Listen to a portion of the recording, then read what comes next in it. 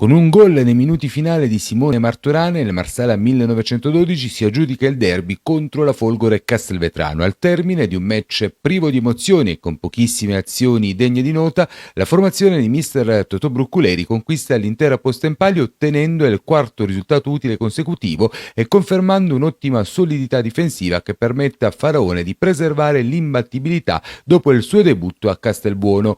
Come detto, la cronaca offre davvero poco. Il Marsala, dopo 120 secondi, prova ad approfittare di un corner per fare male alla difesa rossonera, ma l'ottimo signor Samuele Camia di Nichelino, in provincia di Torino, fischia un fallo di confusione e ferma il gioco.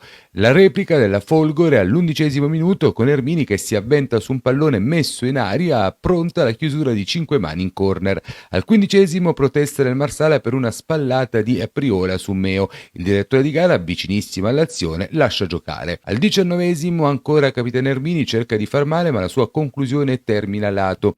Al 26° Giardina batte velocemente una punizione, serve Capitan Genesio che mette nel mezzo. Mangiaracina cerca la conclusione mancina di prima intenzione, il tiro, debole e centrale, viene neutralizzato a terra da Di Martino. Un minuto dopo è da notare una conclusione alta sulla traversa di Touré. Prima del riposo, sugli sviluppi di un fallo laterale, da segnalare una conclusione al lato di Mangiaracina. Nella ripresa, dopo una leggera supremazia territoriale della Folgore che si è concretizzata in una bella ripartenza di Erbini, atterrato sulla tre quarti da Petrucci, ammonito dal signor Camia, il Marsala ha preso le misure ed ha tentato di far male affondando sull'out di destra con Genesio, che ha messo una bella palla in aria dove però non sono arrivati né Mangiaracina né Martorana. La gara è scivolata via priva di emozioni fino all'82° minuto sugli sviluppi di un calcio di punizione, colpo di testa di Bertoglio ben controllato da Faraone. 2 minuti dopo l'azione che ha portato in gol Martorana, fallo laterale per il Marsala battuto da Capitan Genesio, controllo di Troncoso che appoggia indietro per il giovanissimo luminario classe 2008,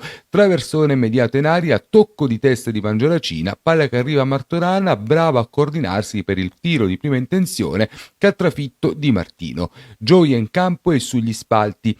Prima del triplice fischio, Marsala vicino al raddoppio, ripartenza veloce di Troncoso che scambia con Pedalino e mette una bella palla nel mezzo per Mangiaracina, bravo a controllare e a concludere con il mancino, tiro potente ma centrale che esalta Di Martino. Un successo che proietta la squadra azzurra nella parte sinistra della classifica a quota 12 punti, allontanandola dalla zona calda e che lascia ben sperare in vista del big match in trasferta di domenica prossima contro il quotato Sciacca.